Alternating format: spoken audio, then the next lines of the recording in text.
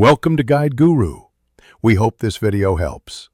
You'll start by confirming prerequisites, get installed and a GitHub account ready.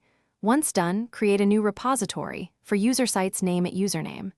GitHub, EO for project sites any name works. Next, add an index. HTML file plus a README, run git add, git commit, and git push to upload your initial files.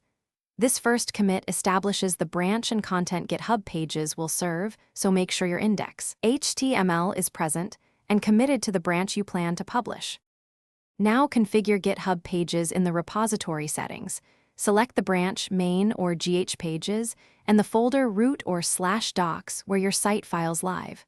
Once selected, choose a theme or opt for custom Jekyll templates. Add a config. IML to control site title, Basual, and plugins. Commit layout and asset files in their proper directories. After you push those changes, GitHub runs a build. Wait a few minutes and refresh the page's URL to confirm the site appears, and to finish, open the page's URL for your site and verify content and links. If you used a custom domain, add it in settings and update DNS records at your registrar. DNS propagation may take time.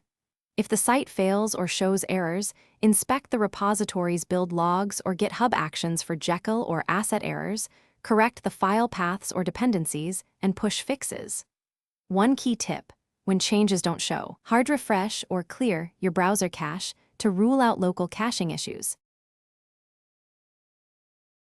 Thanks for watching. Consider subscribing if we helped you today.